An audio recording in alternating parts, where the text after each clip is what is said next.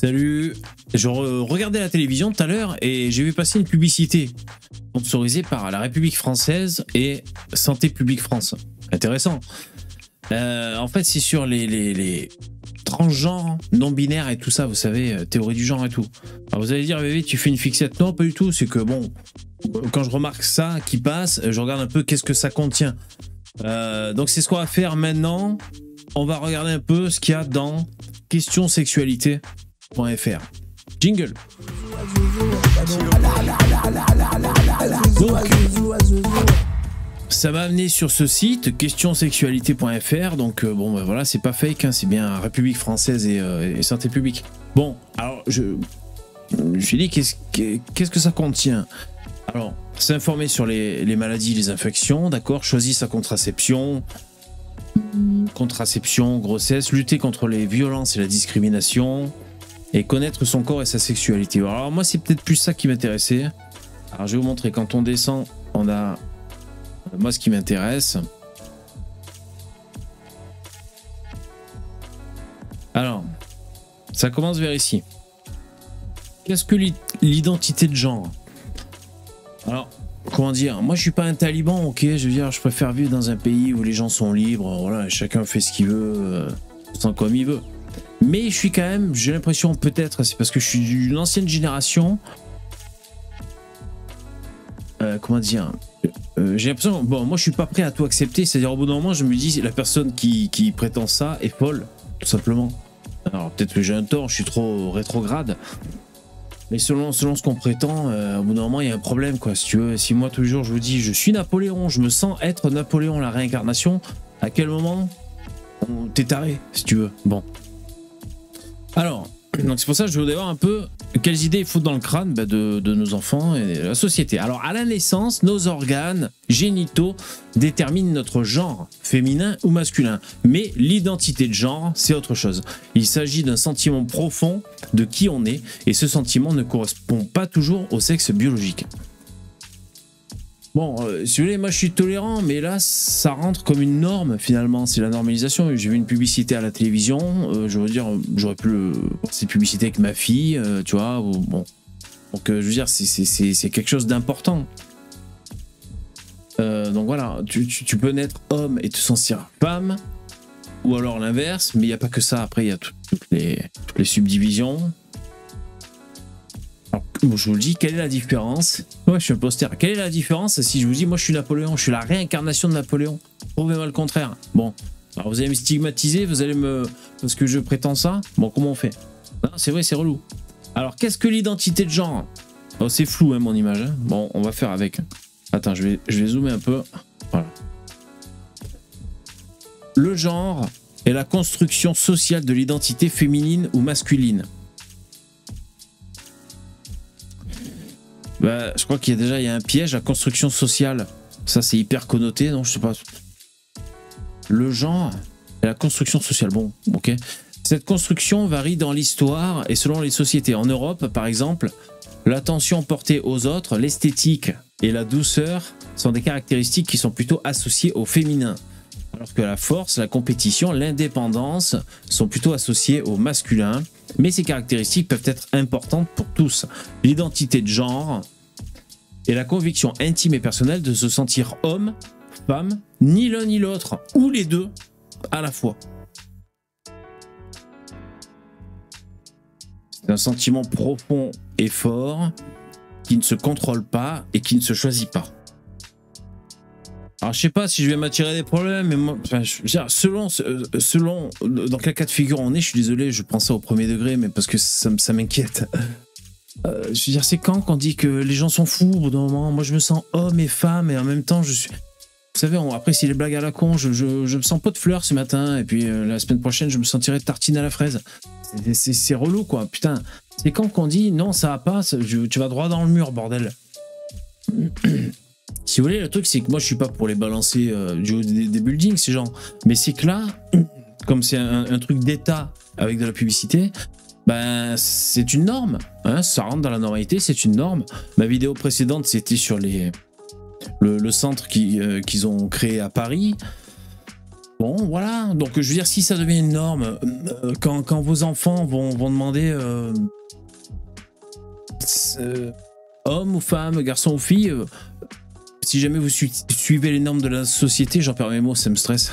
Si vous suivez les normes de la société, vous allez dire, bah, tu choisis. Enfin, ça dépend ce que tu te sens. Toi, tu te sens comment au fond de toi? Je me sens pompier. Je suis un pompier aujourd'hui. Bon, écoute. Bon, pour moi, c'est pas normal.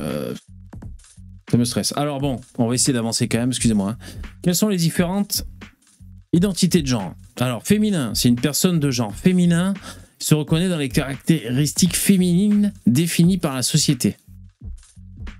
Masculin, personne masculine, les caractéristiques définies par la société. Non binaire, une personne non binaire ne se reconnaît ni dans le masculin ni dans le féminin.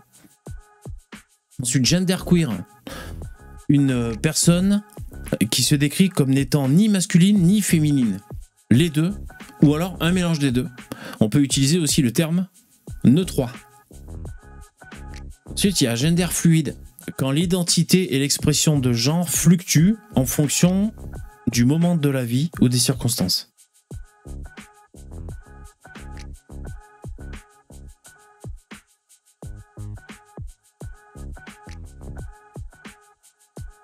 Excusez-moi, j'ai dû faire une minute de silence pour ma société. Alors, comment bien prendre en compte l'identité d'une personne? Alors, il faut utiliser les bons pronoms, voilà. Donc ça, je veux dire, c'est un truc de l'État. Donc, voilà, ça veut dire évidemment qu'il valide l'écriture inclusive, qu'il valide les pronoms à la con, les trucs bizarres.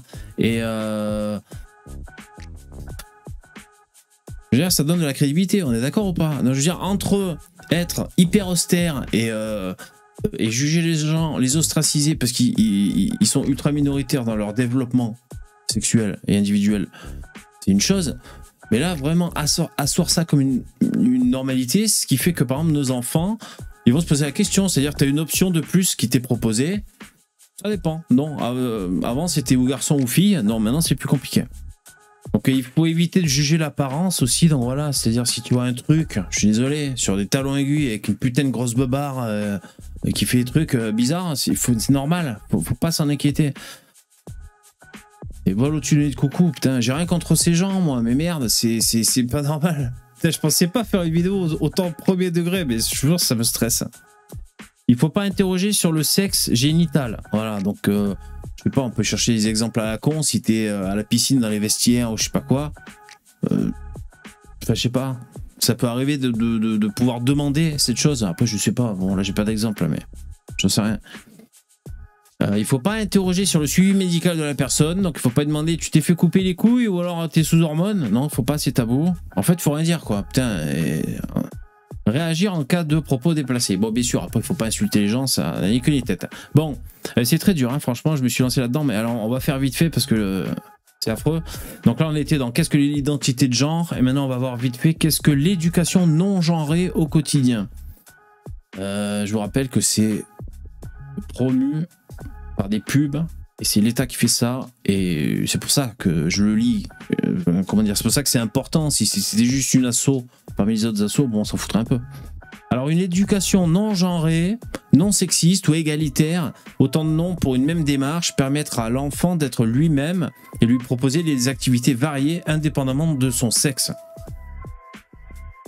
Alors, les points à retenir. Allez, on apprend sa leçon les mecs, répétez après moi.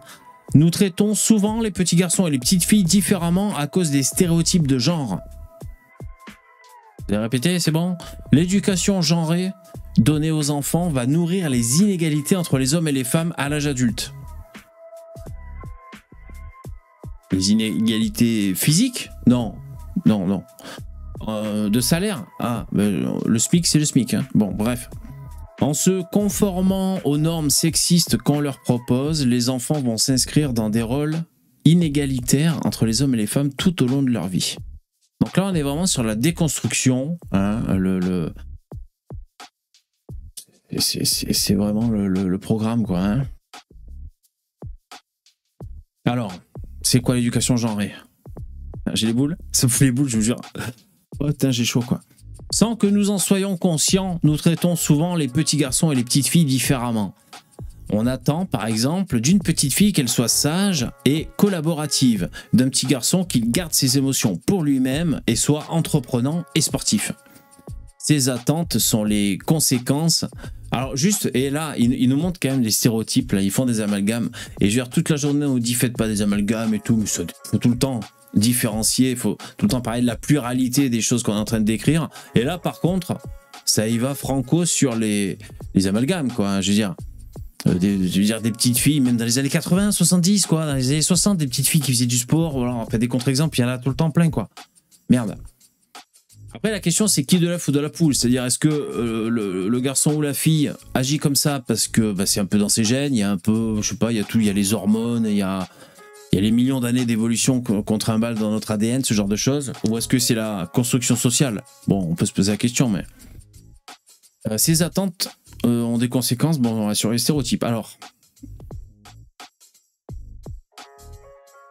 dès l'âge de 4 ans, c'est là aussi, ça m'inquiète, hein. Dès l'âge de 4 ans, les enfants associent le pouvoir et la domination à la masculinité en France comme en Norvège, au Liban ou en Suisse. Ça témoigne du poids des stéréotypes dès le plus jeune âge. Ceux-ci auront des répercussions tout au long de leur vie sur l'ambition et l'orientation professionnelle, mais aussi dans les schémas de couple. En se confrontant aux normes sexistes qu'on leur propose, les enfants s'inscrivent dans des rôles inégalitaires entre les hommes et les femmes.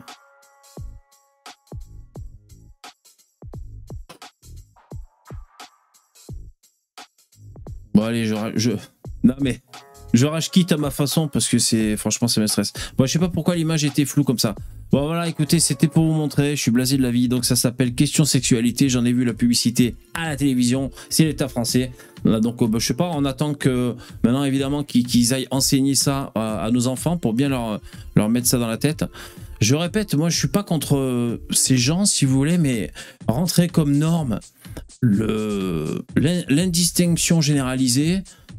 Ouais, je peux être très original, mais pour moi c'est du nihilisme et ça m'emmerde. Allez, voilà, c'était VV Délic. Et bizarre ça là, en plus je fais pas de cut hein, à l'ancienne. Merci, ciao.